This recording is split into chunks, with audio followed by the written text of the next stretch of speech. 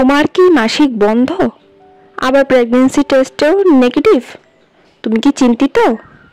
এটা কি কোনো বড় কারণ?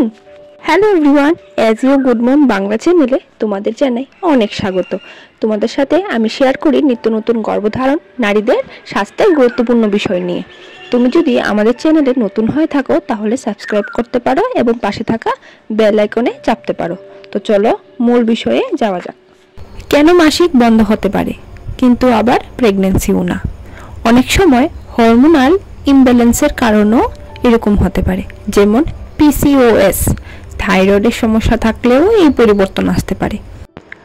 অধিক চিন্তা করলেও কিন্তু মাসিক বন্ধ করে দিতে পারে।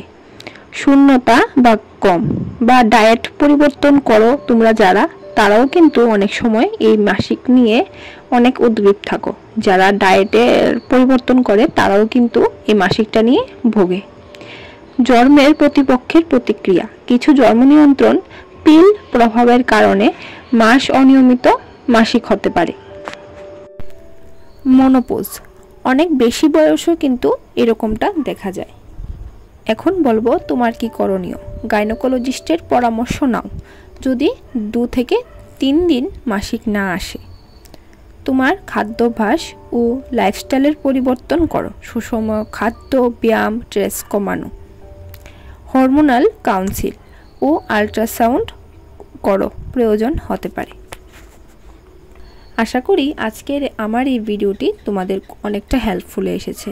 যদি ভিডিওটি ভালো লেগে থাকে একটা লাইক করে দিও। কমেন্টে তোমাদের ব্যক্তিগত মতামত জানাতে ভুলো না। শেয়ার করো যাতে আরও নারীরা এই গুরুত্বপূর্ণ তথ্য জানতে পারে। স্বাস্থ্য বিষয়ক তথ্য পেতে দেখো আরও সাবস্ক্রাইব করো আমার চ্যানেলটা। তো চলো আজকের মতো এখানে বিদায় নিচ্ছি।